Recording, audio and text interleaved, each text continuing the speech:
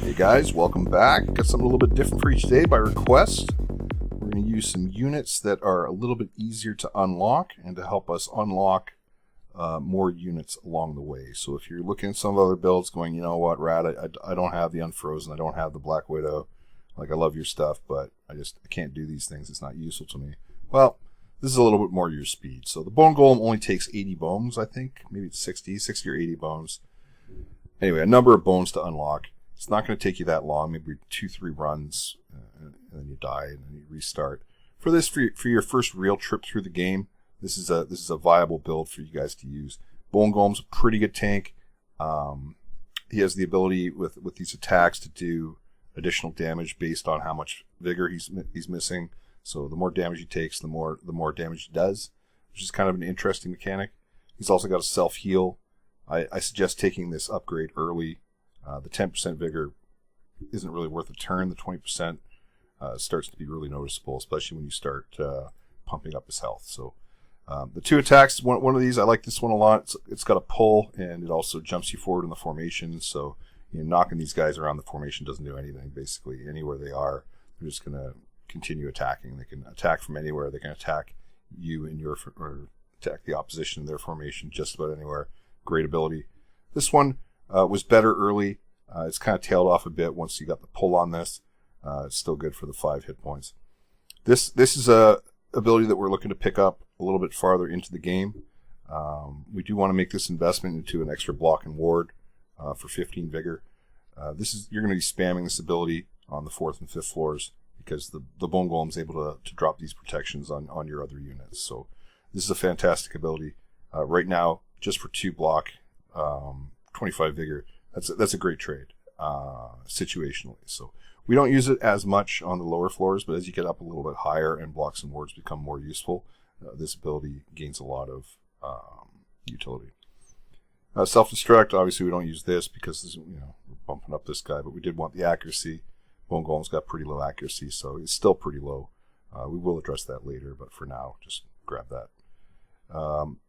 The stun ability on the Bone Golem is great, especially with the upgraded version. 60% of your base damage, 50% chance to stun.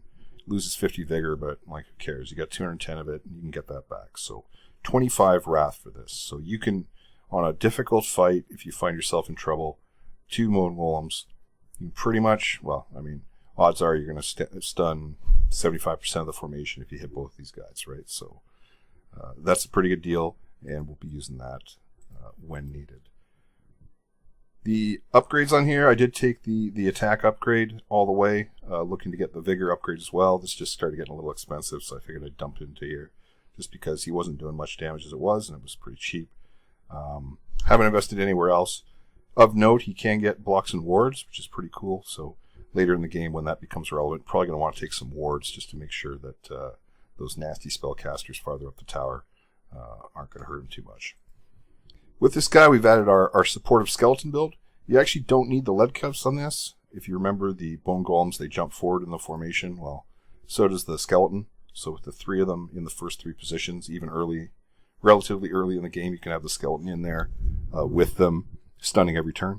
So this guy's job, his role basically is to stun one of the first 2 targets in the front every single turn. He's also got a secondary attack that he uses, can really punish units that get buffed a lot.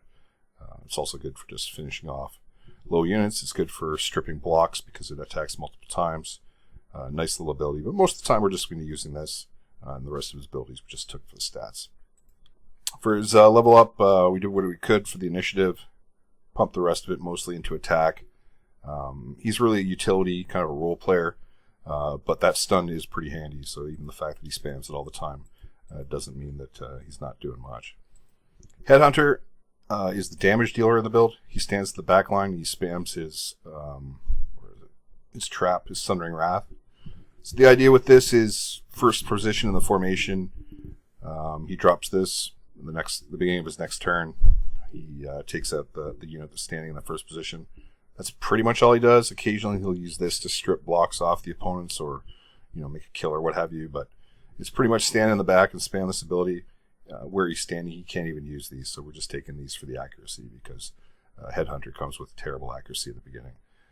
We had kind of bad luck with items, but obviously attack stuff is what you're going to want on him. So stats-wise, we've done nothing whatsoever except up his attack. So this guy's just a glass cannon. He stands at the back. He wails on the opponent while these guys tank and disrupt. So we've got a second floor elite fight, our usual. Let's take it in and see how we do.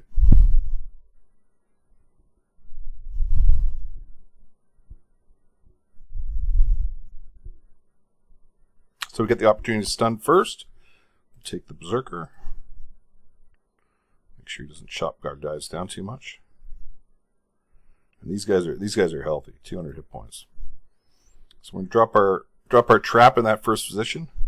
It's got the additional ability that's going to strip all of the armor off of anybody it's hits, which is great because this guy, well, he doesn't have armor.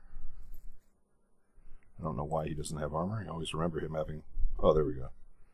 Well, he got that from somewhere. I'm not sure where. We'll give him an attack here. We're going to pull the Berserker into the front of the formation.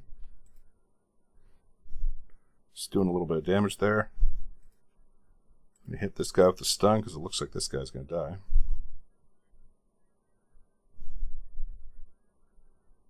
Here we go. The Headhunter comes in with the big hammer. Drop that trap in the first position again. Now we're probably going to try to pull someone to the front. We'll just waste our attack here to get rid of the block. And we'll let the second guy do the pull. So now he's in position to take damage from the Headhunter.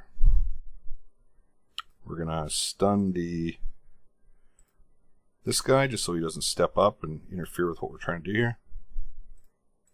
Drop another trap. Now we're just going to wail on the treasure. This skeleton, for whatever reason, does tend to take a lot of the... oops, that was the wrong attack.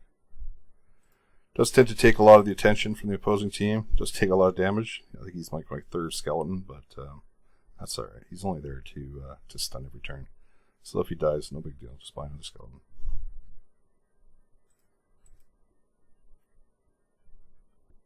Drop another trap. Wail on the treasure.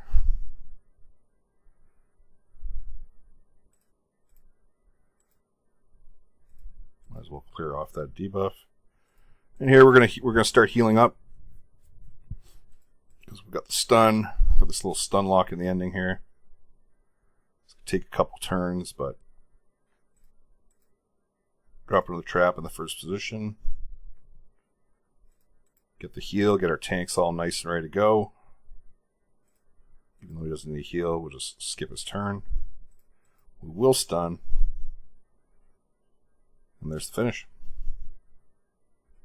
Thanks so much for watching, guys. Don't forget to hit that like and subscribe.